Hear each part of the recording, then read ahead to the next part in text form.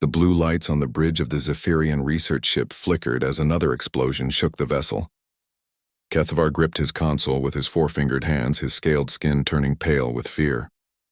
Around him, his crew worked frantically at their stations, but he could see the hopelessness in their large, dark eyes. "Sir, hull breach on Deck 7, reported his second officer, her voice shaking. "They've broken through the containment fields." Kethvar closed his eyes for a moment. 3 days ago, his ship had been conducting routine stellar mapping in this remote sector. They were scientists, not warriors. Their vessel carried no weapons beyond basic mining tools. When the massive dark ships had appeared from nowhere, the crew had tried to run.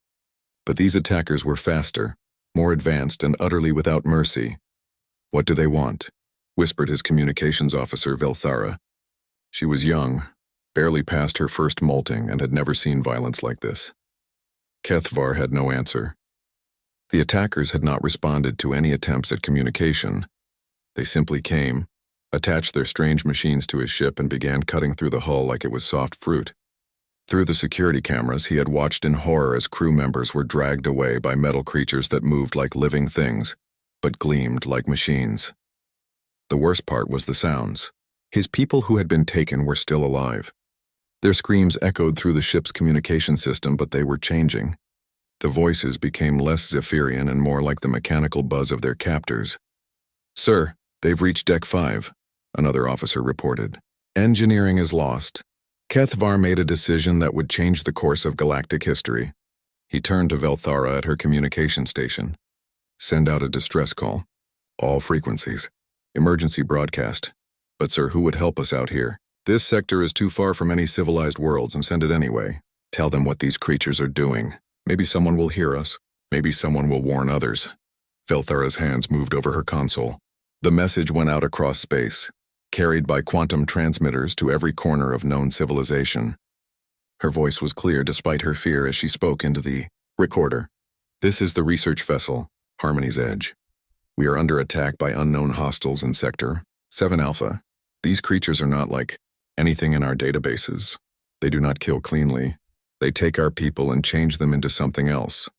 They seem to feed on our suffering. If anyone receives this message, stay away from this sector. These beings cannot be reasoned with. They cannot be stopped. They are death itself." The message was sent just as the bridge doors exploded inward. Metal creatures flowed into the room like liquid mercury, their red eyes glowing in faces that were part machine and part organic tissue from a dozen different species. Kethvar saw pieces of his own people built into these monsters, and felt his mind nearly break. Hundreds of light years away, Captain Jake Morrison sat in the command chair of the human dreadnought Iron Resolve. He was a large man even by human standards, with broad shoulders and hands scarred from years of military service. His dark hair was cut short in military fashion, and his brown eyes held the steady gaze of someone who had seen many battles. "Captain," called Lieutenant Amy Rodriguez from the communications station, "we're picking up a distress signal. It's coming from deep space, well outside normal shipping lanes." Morrison straightened in his chair. "Put it through." The bridge fell silent as Velthara's terrified voice filled the room. The human crew listened to descriptions of systematic torture and the harvesting of living beings. Morrison's jaw tightened with each word. Around him, his officers exchanged dark looks. "Location?" Morrison asked when the message ended. "Sector 7 Alpha, sir. That's nearly 300 light-years from here in uncharted space." Commander Pete Sullivan, the ship's chief engineer, shook his head. "Jake, that's way beyond any established trade routes." "Could be a trap, could be," Morrison agreed. But those screams sounded real enough. He stood up from his chair, his tall frame casting a shadow across the bridge. "Rodriguez, send a message to Fleet Command. Tell them we have civilians under attack and are responding under the Good Samaritan Protocol." "Sir, shouldn't we wait for orders?" Morrison was already heading for the door. "By the time orders come through, those people will be dead or worse. Sullivan, get me maximum burn on the engines. Hayes, prep your Marines for hostile boarding action." Colonel Lisa Hayes, the ship's Marine commander, grinned fiercely. She was a compact woman with short blonde hair and arms that showed the dense muscle that came from growing up in Earth's heavy gravity. "How hostile are we talking, Captain?" "The kind that tortures civilians for fun. Use your judgment." "Understood, sir." As the Iron Resolve changed course toward the distress signal, the message continued to spread across the galaxy. On the civilized worlds of the Galactic Council, The recording caused panic. The Altarians, who had lost colonies to unknown raiders over the past year, recognized the descriptions. The peaceful Centaurians immediately began evacuating their border systems, but no other fleet moved to help. The location was too remote, too dangerous.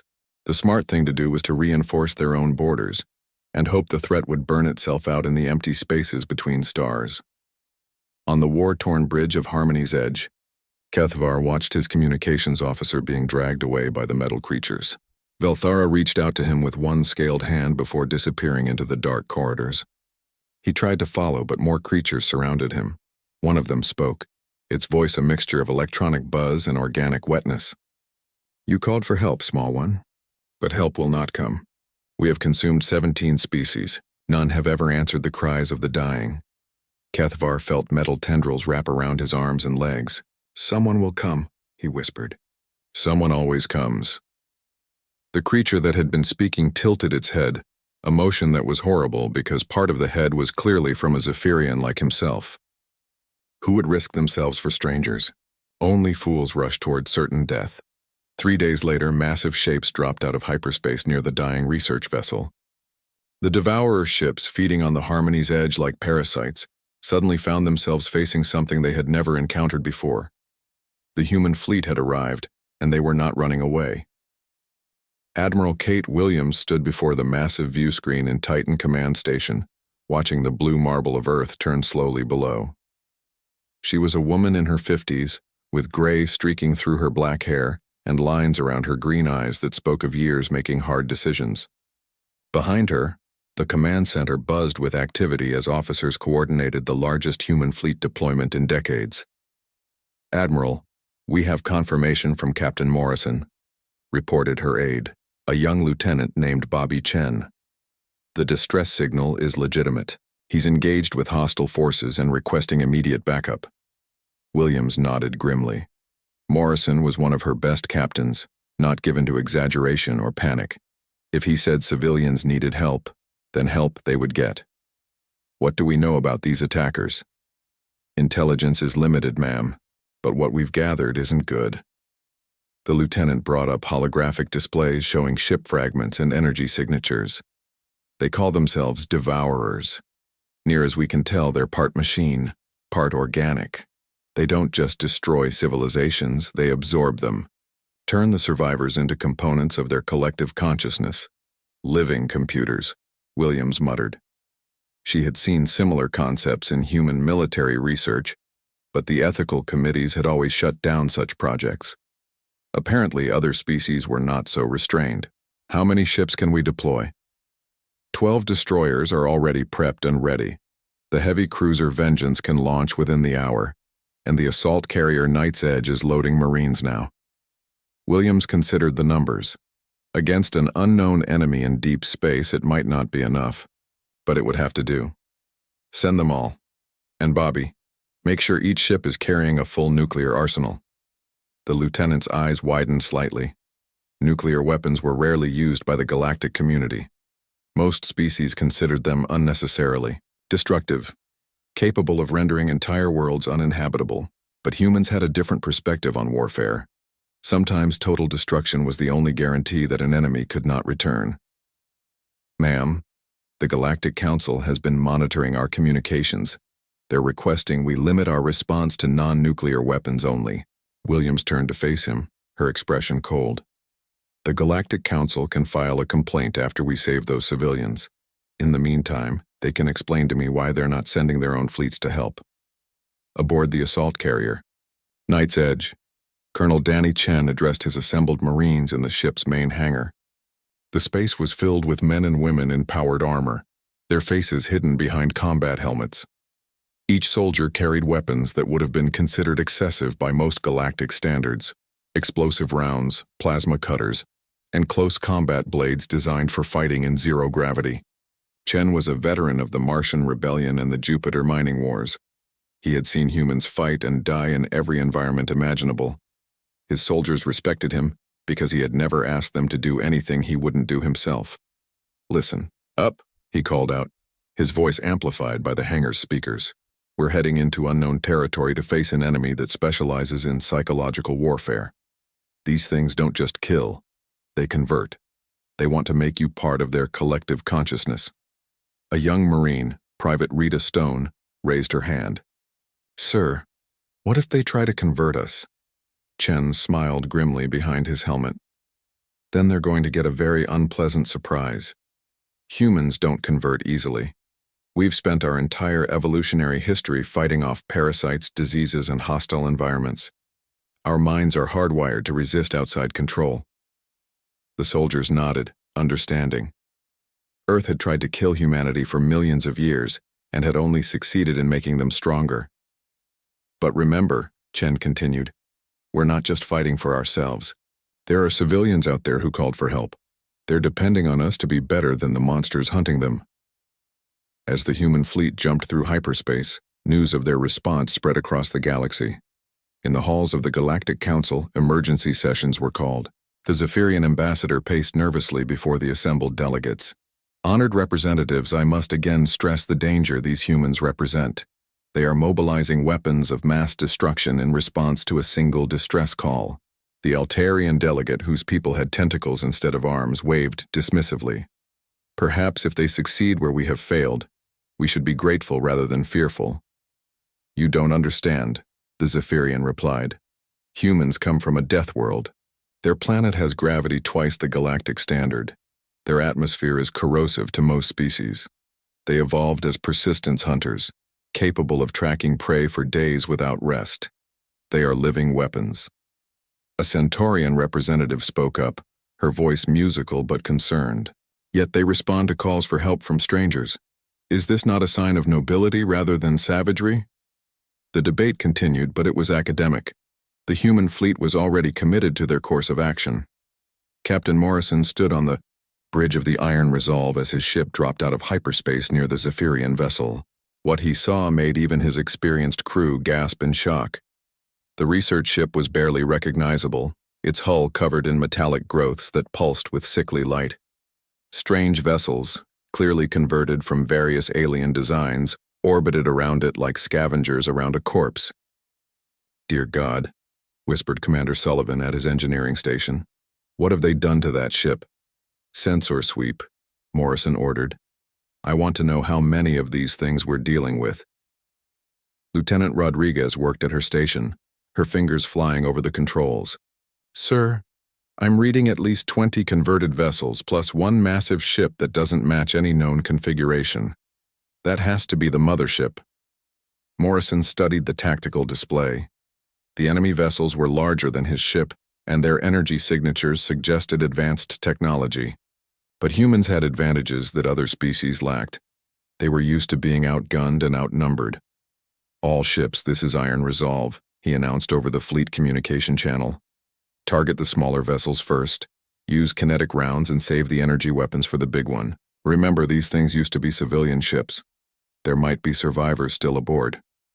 The first human destroyer opened fire, its railguns sending solid metal projectiles across space at incredible velocity. The rounds punched through the converted ship's hull like paper, causing massive explosions as they struck vital systems. The enemy vessel tried to return fire with energy beams, but the human ship's thick armor absorbed the damage. Morrison smiled grimly. Most galactic species built their ships with energy shields and lightweight materials. It was efficient for peaceful trade and exploration. But humans built their vessels to survive in Earth's toxic environment and the radiation-filled space around their homeworld. Their ships were built like tanks. Sir, we're being hailed by the mothership, Rodriguez reported. Put it through. The voice that filled the bridge was a mixture of electronic noise and organic sounds, like a computer trying to speak with a throat. Unknown vessels. You are interfering with our harvest. Withdraw immediately, or be absorbed into our collective. Morrison stepped forward, his voice calm and deadly. This is Captain Jake Morrison of the Human Defense Force. You are in violation of galactic law by attacking civilian vessels. Surrender immediately or we will destroy you. There was a pause, then something like laughter. Humans? We have heard of your species, the Deathworlders who hide behind their gravity well. You cannot threaten us. We have absorbed the knowledge of 17 civilizations. 18 was always too many anyway, Morrison replied, then cut the channel. All ships weapons free, show them what Earth's children can do. The human fleet spread out in attack formation, their ships moving with deadly precision through space. Captain Morrison watched from his bridge as the Devourer vessels tried to respond to their assault. The enemy ships moved strangely, not like military vessels but like living things. Their hulls rippled and flowed, adapting to incoming fire. Sir, their armor is regenerating, reported Lieutenant Rodriguez, studying her tactical display. Our first rounds caused damage, but it's healing itself. Morrison nodded grimly. Then we hit them harder than they can heal. All ships, concentrated fire on the nearest target. Don't give it time to recover. The destroyer Red Dawn opened fire with everything it had. Railgun rounds, missile salvos, and plasma beams struck the converted enemy vessel in rapid succession. The ship's biomechanical hull tried to repair itself, but the damage came too fast and too heavy. Explosions blossomed along its length as critical systems failed. Commander Sullivan monitored the enemy's response from his engineering station. Jake, they're trying to hack our systems. I'm seeing intrusion attempts on our navigation and weapon controls. Can they break through? Sullivan grinned, showing teeth that were very white against his dark skin. They can try, but our systems were designed to resist solar radiation and electromagnetic pulses. A little alien malware isn't going to stop us. This was another advantage humans possessed. Their homeworld's harsh environment had forced them to build technology that could withstand almost anything. While other species relied on elegant, efficient systems, humans built redundant, hardened equipment that kept working even when damaged. The battle in space continued, but Morrison's real attention was on the crippled Zephyrian research vessel. Somewhere in that metal-covered hull were civilians who had called for help. He wouldn't abandon them to save his own ships. Hayes, take your Marines and board that research vessel. Find any survivors and get them out. Colonel Lisa Hayes was already suiting up in her powered armor when the order came through. She was a compact woman, but the armor made her nearly 7 feet tall and gave her the strength to punch through steel plates. Behind her, 12 Marines checked their weapons one final time. Remember the mission, she told them over their comm system. Civilian rescue first, enemy elimination second. These people have been through hell. Don't add to their trauma. The Marine shuttle launched from the Night's Edge and flew toward the infected research vessel. The closer they got, the more horrifying it became. The ship's hull was covered in metallic growths that pulsed like a heartbeat. Strange lights flickered beneath the surface, and occasionally something that might have been an eye would open and track their approach. Corporal Nina Foster piloted the shuttle with steady hands despite the disturbing sight.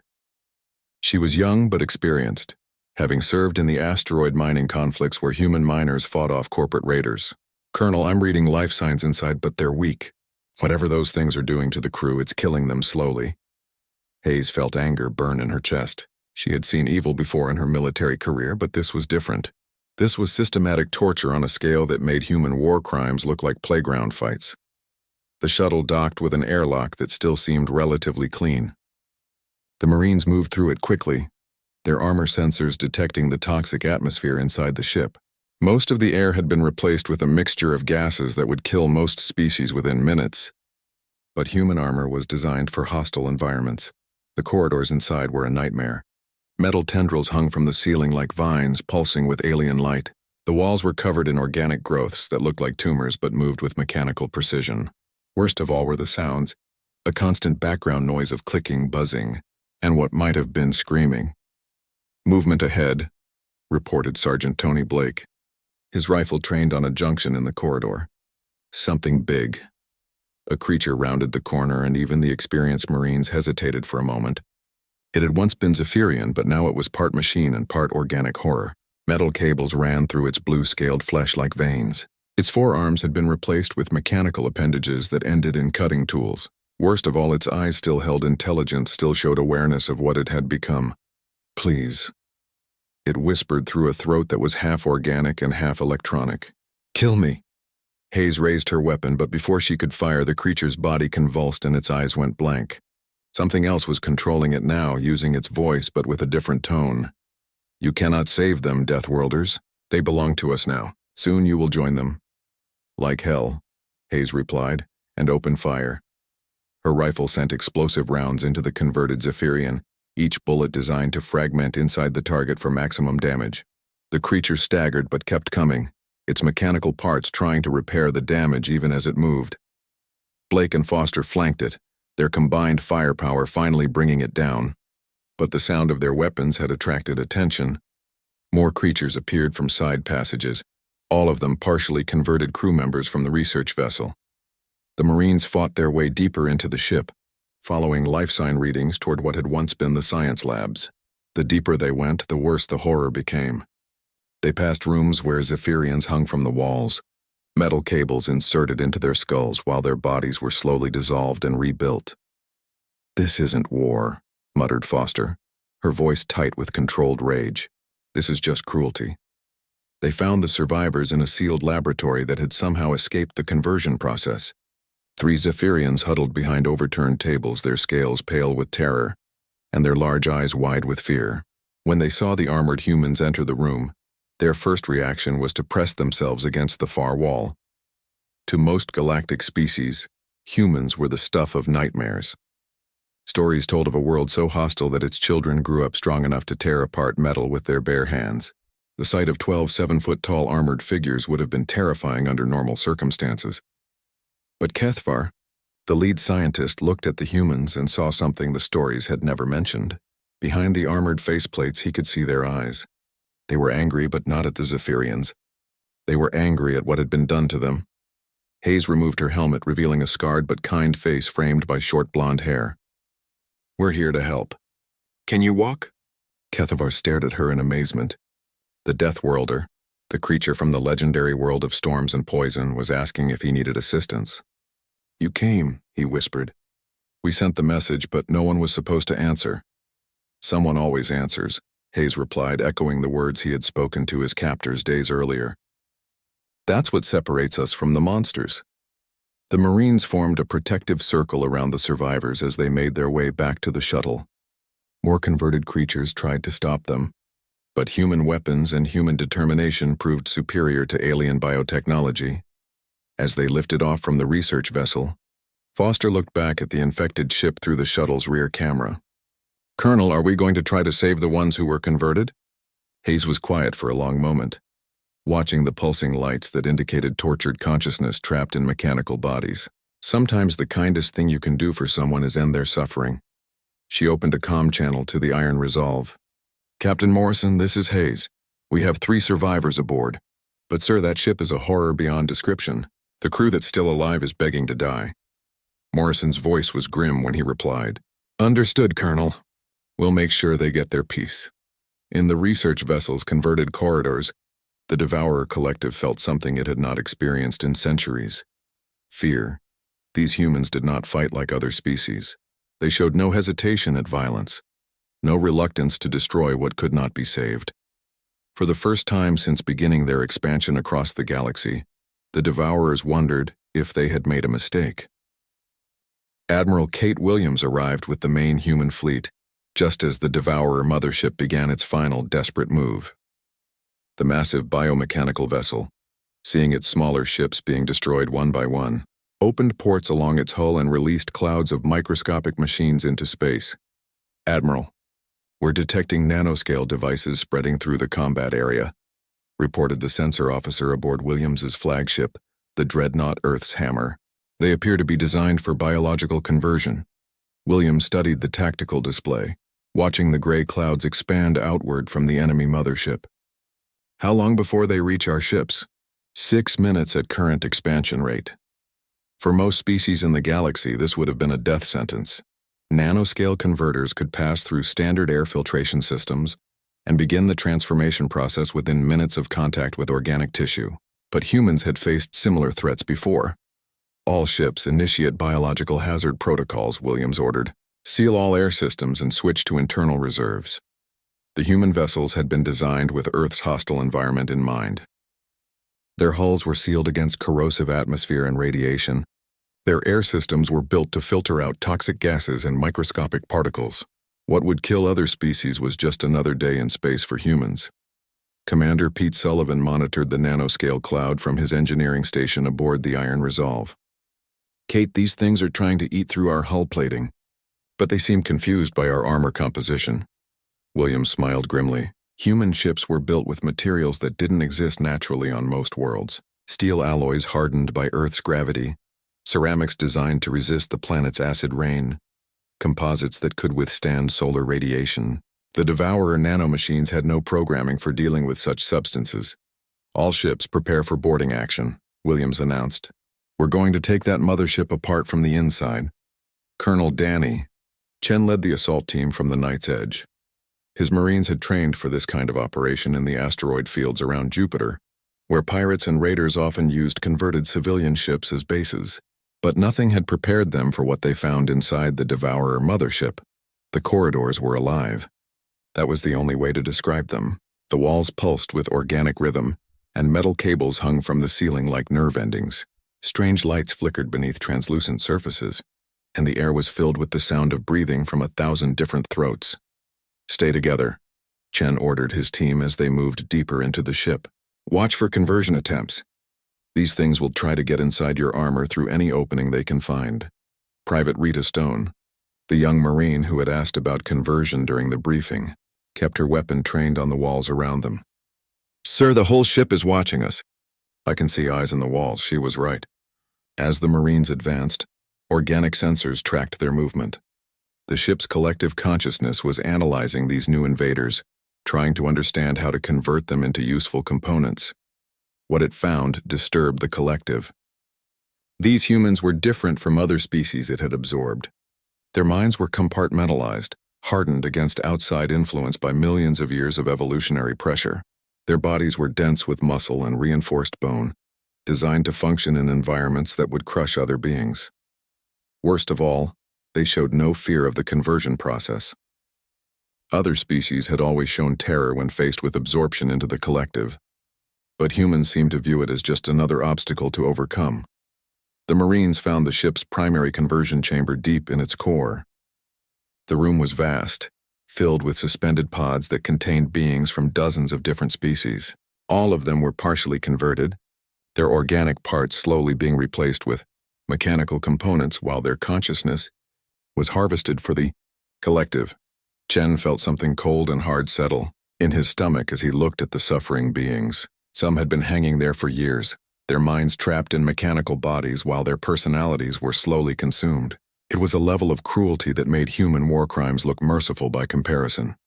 "Sir," whispered Sergeant Blake, his voice tight with controlled rage. "Some of them are still aware. They're trying to communicate." Chen could see it too, eyes that still held intelligence, lips that moved in silent pleas for help. The Devourers didn't just kill their victims. They kept them alive and conscious throughout the conversion process, feeding on their suffering like it was a drug. "Set charges on all the support structures," Chen ordered. "We're bringing this whole chamber down." As his Marines planted explosives throughout the conversion chamber, Chen opened a comm channel to his ship. "Admiral Williams, this is Chen. We've found the source of their power. It's not just technology, it's systematic torture on a scale I've never seen. These things are feeding on pain itself." Williams' voice was cold when she replied, "Can it be stopped?" "Yes, ma'am, but not without destroying everything in this chamber. There are hundreds of partially converted beings here. They're all begging us to end their suffering." The comm channel was silent for a long moment. Then Williams spoke again, her voice carrying the weight of command decision. "Do what needs to be done, Colonel. Sometimes mercy looks like destruction." Chen looked around the chamber one more time, meeting the eyes of beings from species he had never seen before. All of them were nodding, understanding what the humans were offering them. Peace, even if it came at the cost of their lives. "You heard the Admiral," Chen told his Marines. "Set the charges and let's get out of here." But the Devourer Collective had other plans. As the Marines tried to leave the conversion chamber, the walls began to close in around them. Metal tentacles erupted from the floor and ceiling, trying to grab the armored humans and drag them into conversion pods. The Marines opened fire with everything they had. Explosive rounds shattered the organic walls. Plasma cutters sliced through metal tentacles, and flamethrowers reduced biomechanical growths to burning slag. But for every threat they destroyed, two more appeared. "We're being cut off from the exit," reported Stone, her rifle sending burst after burst into the writhing mass of tentacles. "They're trying to trap us in here." Chen made a decision that would be talked about in human military academies for generations. Instead of trying to fight their way out, he ordered his team to dig deeper into the ship's core. "If we can't leave, then we finish the mission from here." he announced. "Find the central control node and destroy it." They fought their way through corridors that were more like arteries, past chambers filled with converted beings and pools of organic fluid that might have been blood or nutrient solution. The deeper they went, the more alive the ship became, until they were fighting their way through what was essentially a living organism the size of a city. At the ship's heart, they found it. The central node of the Devourer Collective, a massive brain-like structure that pulsed with the combined consciousness of 17 different species. It was beautiful in a horrible way, like a jewel made from suffering and death. The node spoke to them, not with words, but directly into their minds.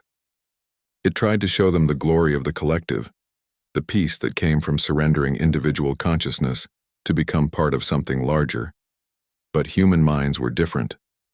They had evolved to resist mental influence, to maintain individual identity even under extreme stress. The node's attempts at conversion simply made the Marines angry. Colonel Hayes, who had been silent since joining the assault team, stepped forward toward the central node. In her hands, she carried a thermonuclear device, one of the weapons that other species considered barbarically destructive. "This is for every innocent you've tortured," she said, her voice calm despite the horror around them. The node tried to stop her, sending out mental attacks that would have driven other species insane. But Hayes had been born on Earth, where evolution had created minds capable of withstanding any pressure. She armed the device and set its timer. "Hayes, what are you doing?" Chen shouted over the communication system. "Making sure this thing can't regenerate," she replied. "The blast will destroy the entire central core. The collective will die with it. We can find another way out. Don't sacrifice yourself for this." Hayes looked around at the chamber filled with the suffering of 17 species. "Some things are worth dying for, Danny. This is one of them." The nuclear device detonated in the heart of the Devourer mothership. The explosion tore through the biomechanical structure like a star-going supernova, destroying the central node and every connected system in a wave of cleansing fire. Across the galaxy, the Devourer Collective died. Ships that had been spreading terror for generations went silent, as their controlling intelligence was vaporized. Partially converted beings finally found peace as their mechanical components shut down forever. Admiral Williams watched from her flagship as the mothership died in nuclear fire. Around her, the bridge crew stood in respectful silence for the Marines who had given their lives to end the threat. "Ma'am," reported the communications officer, "all Devourer vessels have gone silent. We're reading complete system failures across their entire fleet." The silence that followed the nuclear explosion was complete. Where the Devourer mothership had been, there was now only expanding debris and radiation that would glow for 1,000 years. The converted vessels that had orbited it like parasites floated dead in space, their biomechanical systems finally quiet. Kethvar stood in the medical bay of the human ship Iron Resolve, watching through a porthole as the last pieces of his nightmare burned away in the vacuum. His scaled hands pressed against the transparent metal, and for the first time in days he felt something that might have been peace. Behind him, human medical officers worked to treat his injuries. They were gentle with him, their large hands surprisingly careful as they cleaned wounds and applied healing gel. One of them, a woman named Dr. Sarah Murphy, spoke to him in simple words he could understand. "The poison in your system is breaking down," she explained, checking readings on a medical scanner. "Your people's natural healing should take care of the rest. You're going to be fine. Fine." Kethvar almost laughed at the word. He had watched his crew being converted into monsters. He had seen horrors that would haunt his dreams for the rest of his life, but he was alive and his tormentors were dead. Perhaps that was enough. Captain Morrison entered the medical bay, still wearing his battle uniform. The human looked tired but satisfied, like someone who had completed a difficult but necessary task. "How are our guests doing, Doctor?" Morrison asked. "Physically, they'll recover completely. Mentally?" Murphy shrugged. "That will take time." Morrison turned to Kethvar, and the Zephyrian scientist was surprised to see concern in the human's brown eyes. "I'm sorry we couldn't save more of your crew. We tried to get there sooner." Kethvar stared at him in amazement. The Deathworlders were apologizing for not doing enough. After everything they had risked, everything they had sacrificed, they felt guilty for not saving everyone. "You came," Kethvar said simply. "When we sent our message, we never expected anyone to answer. Most species would have called it a waste of resources. Morrison's expression hardened slightly. Then most species need to learn better priorities. Across the galaxy, the news of humanity's actions was spreading like wildfire. In the great chambers of the Galactic Council, representatives from dozens of species gathered to discuss what had happened. The debates were heated and many of the delegates were afraid. The Centaurian representative, her musical voice filled with worry, addressed the assembly. "Honored colleagues, we must face the facts. The humans deployed nuclear weapons against the Devourers without hesitation. Such weapons could sterilize entire worlds." The Altarian delegate waved his tentacles dismissively. "And yet they used those weapons only to destroy an enemy that we could not defeat. My people lost 3 colonies to the Devourers. The humans have given us peace." "Peace through strength is still violence," argued the Zephyrian ambassador. "What happens when humanity decides that other species are threats that need to be eliminated?" The debate continued for hours, but it was interrupted by an unexpected transmission. Admiral Kate Williams appeared on the council chamber's main screen, broadcasting from her flagship as the human fleet prepared to return home. "Honored representatives," Williams began, her voice formal but carrying an undertone of steel. "I understand there are concerns about humanity's recent actions. Allow me to address them directly." The chamber fell silent. Most of the delegates had never spoken directly to a human military commander before. Williams cut an imposing figure in her dark blue uniform, her gray-streaked hair and lined face speaking of years of command responsibility. "The Devourers are gone," she continued. "Every ship, every trace of their collective consciousness has been eliminated. We understand that our methods may seem extreme to civilized species, but sometimes extreme measures are the only way to stop extreme evil." The Centaurian representative found her voice first. "Admiral Williams, your species used nuclear weapons in this conflict. Such devices are considered barbaric by galactic standards." Williams' expression didn't change, and yet they were effective. The Devourers had absorbed 17 civilizations over the past century. How many more would have died while we debated proper etiquette? The Altarian delegate spoke up. "Admiral, my government wishes to know the human casualties from this operation." 18, Williams replied simply. 18 humans died to save an entire sector of space from a threat you couldn't stop. The number hung in the air like a physical weight. 18 humans had accomplished what united fleets of hundreds of ships could not.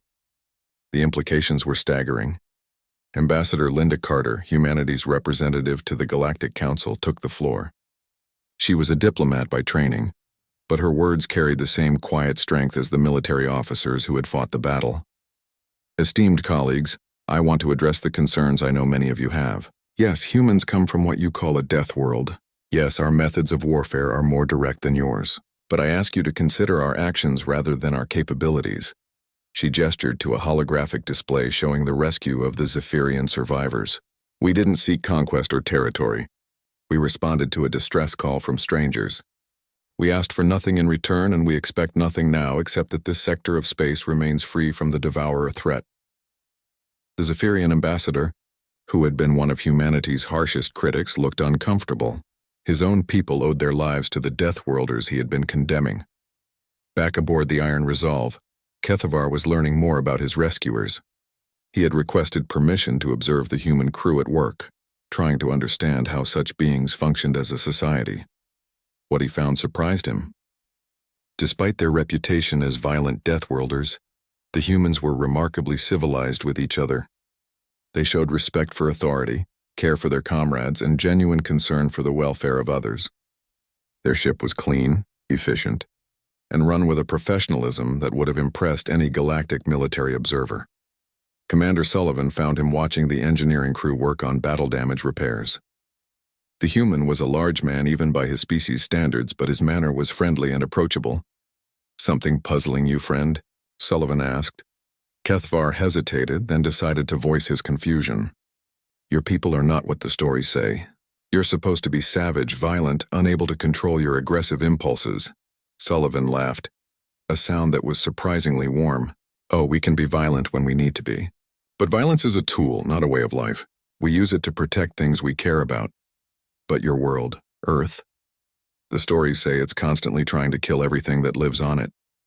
"It is," Sullivan agreed cheerfully. "Gravity that would crush most species, Weather that changes without warning, poisonous atmosphere, deadly radiation from our sun. Earth has been trying to kill us since we first developed consciousness. Then how do you survive? How do you build a civilization? Sullivan's expression became more serious. We learned to work together. No individual human can survive Earth alone, but a group of humans supporting each other can overcome almost anything. That's our real strength, not violence. Cooperation in the face of impossible odds. As the human fleet began its journey home, the rescued Zephyrians were transferred to a medical ship that would take them back to their homeworld. Kethavar found himself reluctant to leave the human vessel. Despite everything he had been taught about Deathworlders, he felt safer aboard their ship than he had anywhere else in the galaxy. Captain Morrison personally saw them off, shaking hands with each survivor in the human custom. When he reached Kethavar, the scientist had one last question. "Captain, why did you come? Your government, your military commanders, they must have known this was a dangerous mission, with little chance of success. Why risk your people for strangers?" Morrison considered the question for a long moment. "Because someone was hurting innocents and we had the power to stop it. In our philosophy, that makes it our responsibility to act, even at the cost of your own lives. Especially then. What good is power if you don't use it to protect those who can't protect themselves?" As the Zephyrians departed, Kethavar made a personal log entry that would later become famous throughout the galaxy. "I sent out a call for help, expecting no one to answer. Instead, the Deathworlders came. They didn't come as conquerors seeking territory or glory. They came because someone was in trouble, and that was reason enough. Perhaps we have been wrong about Earth's children. Perhaps the real monsters are those who have the power to help, but choose to look away." The human fleet returned to Earth as heroes, but their victory had consequences that would reshape galactic politics. Other species began to reconsider their quarantine policies regarding humanity. If Deathworlders were willing to fight and die for strangers, perhaps they could be trusted as allies rather than feared as enemies. But there were also new fears. If humans could destroy the Devourers so completely, what other threats might they be capable of handling? And more importantly, what would happen if humanity ever decided that other species were the threat? Admiral Williams filed her mission report with typical military efficiency, but her final comments would be studied by political scientists for generations.